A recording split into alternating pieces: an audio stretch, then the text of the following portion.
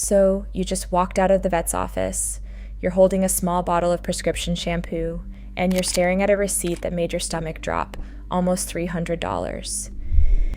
And here's the part that's going to stay with you. That very same active ingredient, the exact one printed on that label, is sitting on a shelf at your local farm and feed store for around $23. Same molecule, same strength, a fraction of the price. But I promise you, the price is not even the most important thing I'm going to tell you today. Because if you only copy the products and go home, your cat's skin will look better for a couple of weeks, and then the over-grooming, the smell, the greasy patches, the flaking, all of it comes crawling right back. So stick with me, because by the end of this video, you're going to have a complete vet-informed skin routine built specifically for cats. You're going to understand exactly why each piece matters, and you're going to know the one thing almost everybody misses: the reason yeast keeps coming back no matter how many times you clean that skin. I'm Dr. Sarah Bennett, and I've spent years with my hands in cat coats just like yours, so let me walk you through this the honest way. First, let me tell you what really happened in that exam room, because I don't want you walking away thinking your veterinarian is the villain here. They're not. When your vet looked at your cat's red, itchy, irritated skin and reached for that antiseptic, they reached for the right thing. It's one of the most reliable, evidence-backed cleansers we have in veterinary medicine, and your vet gave you good medicine. The only thing they didn't tell you, maybe because they were busy, maybe because it's just not their job to send you across town, is that the very same active ingredient exists in a much bigger, much cheaper bottle on a farm store shelf a few miles down the road. That's the gap I want to close for you today. Not vet versus no vet. Just smarter, cheaper, and with a much clearer understanding of what you're actually doing to your cat's body. Now, before I show you a single product, I want to be straight with you about something, because so many people have asked me the same question over the years. They'd say, "Dr. Sarah, can you please just put all of this in one place, the exact products, the amounts, the schedules, the recipes?" So I stopped guessing. So I finally did. I put together a complete guide with the full skin routine, the dilutions, the dosing by weight, the feeding recipes, and the step-by-step care I walk my own clients through, all in one place, and written for cats specifically, because cats are not small dogs. If your cat has been miserable and over-grooming, and you're tired of throwing money at the problem, that guide is going to change how you care for your cat. You can grab it at the link in the description or in the pinned comment. All right, now let's get into it. To understand any of this, you have to picture your cat's skin as a brick wall. When that wall is healthy, the bricks sit tight, the mortar between them is smooth and sealed, and there are no gaps. Yeast and bacteria live on your cat's skin all the time. That's completely normal. But on a sealed wall, they can't dig in and take over. Now, when your cat has chronic yeast, that wall is cracked. The mortar is crumbling. There are gaps everywhere, and every time you clean that skin and then let the barrier stay damaged, the yeast walks right back through those cracks. That is the whole secret. Most people spend all their energy killing yeast on the surface and zero energy repairing the wall. So we're going to do both.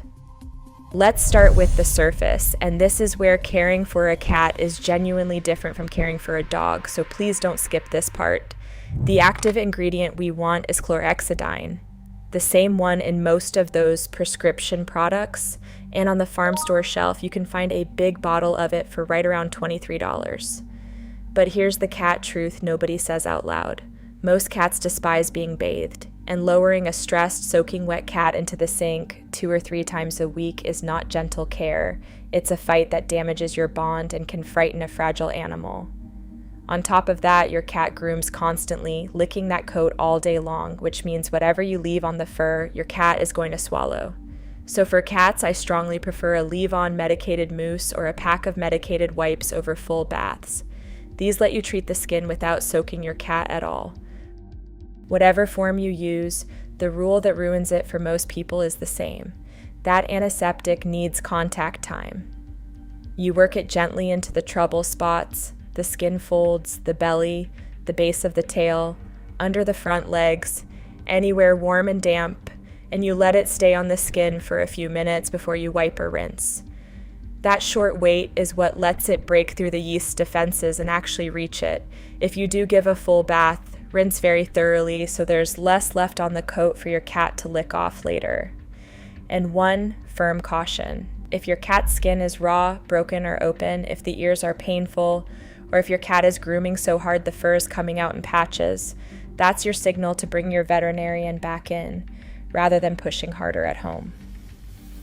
Now we start rebuilding that brick wall from the inside, and this is the piece that separates a temporary fix from a lasting one. It's omega-3 fatty acids, and my favorite source is plain canned sardines, which cats happen to love. The two omega-3s that matter here are EPA and DHA, and they do two beautiful things. They rebuild the fatty layer of the skin. That's literally the mortar in your wall. So the cracks seal and the yeast loses its way back in. And they calm the inflammation, which means less redness, less heat, and less of that miserable over-grooming. A topical simply cannot do this because it works from the outside, and this works from the inside out. Now, why little sardines instead of a big bottle of fish oil? It comes down to mercury.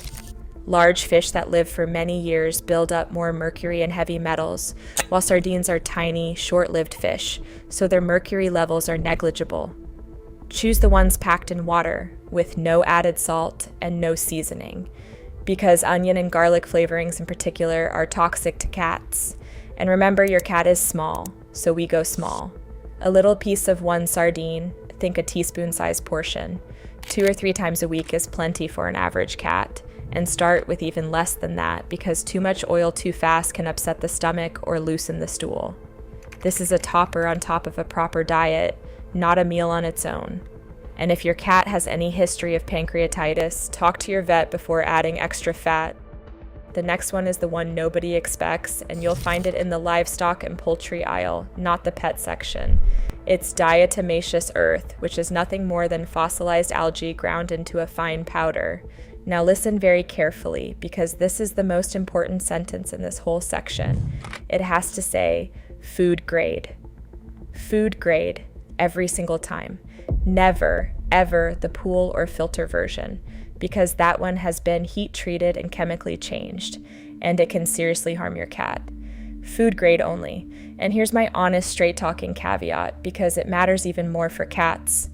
I am not sold on dusting this all over a cat's coat, because your cat grooms constantly, and this fine powder is a real irritant to the lungs and the eyes, both yours and your cat's, and a cat with any breathing issues absolutely does not need a cloud of dust in the air.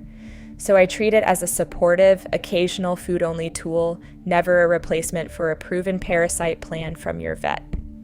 The one real, well-documented benefit is the silica, which supports the gut lining, and that matters enormously, because a huge share of your cat's immune system lives in the gut. When you mix it into food, a general guide for a cat is a very small amount, about 1/4 teaspoon a day, stirred in well so there's no loose dust floating around. Store it and scoop it in a well-ventilated space. Keep it away from both of your faces and never let anyone breathe the cloud. The next one is apple cider vinegar, and this is where I have to slow you down the most because a cat is not a dog here. You'll see this remedy everywhere for dogs, and the idea behind it is real. Vinegar gently shifts the skin surface to a more acidic state, and yeast struggles to reproduce in that environment. But your cat is going to lick it off and taste it. Cats find the smell genuinely awful, and on any irritated skin it stings. So for cats, if you use it at all, use it tiny and targeted, never as an all-over rinse. Dilute it heavily, at least 1 part vinegar to 2 or 3 parts water, and only dab a little onto an intact, greasy spot, like between the paw pads, no more than once a day, and only if your cat stays calm about it. Look for the raw, cloudy, unfiltered kind, because that's where the good compounds live. But there are places you never ever touch. Not the eyes, not the ears, and never on raw, broken, or open skin, because it will burn. Honestly, for a lot of cats, I would skip this one entirely and lean on the medicated wipes instead. Intact skin only, and when in doubt, leave it out. Now that's a genuinely solid surface routine, and for a mild, occasional yeast problem, it helps. But I told you at the start there was a deeper piece. And for cats, this is the part I need you to hear more than anything else. If your cat's yeast keeps coming back, the skin was almost never the real problem. In cats, widespread or stubborn yeast overgrowth is actually uncommon, and when it does show up, it is very often a red flag for something underneath. Number 1 is allergies, food or environmental, keeping the skin inflamed and leaky no matter what you put on it. Number 2 is a gut that's out of balance, which is why a species-appropriate, meat-based diet and a quality probiotic can do more for chronic skin than any topical. And number 3, the one I truly need you to take seriously, is an underlying medical condition. In an adult cat, persistent whole-body yeast can point to diabetes, to an overactive thyroid, to feline leukemia or FIV, and in some cases it can even be a skin sign of a more serious internal disease. No farm store bottle on earth will fix any of that. It needs a diagnosis and blood work. So if you have already changed the food, you have done the cleaning, you have done everything right, and it still comes back, please, that is not a failure on your part. That is your cat telling you to get to the vet for real testing. That single step can save you years of frustration and save your cat a lot of suffering. So let me give you the whole picture in one breath, the way I would say it to a friend across the fence. The chlorhexidine antiseptic, ideally as a leave-on mousse or a wipe, so you are not fighting your cat in the sink, calms the overgrowth on the surface with real contact time. Sardines and their omega-3s patch the leaks in the brick wall from the inside and cool the inflammation. Food-grade diatomaceous earth, used sparingly and only in the food, feeds the gut lining with silica.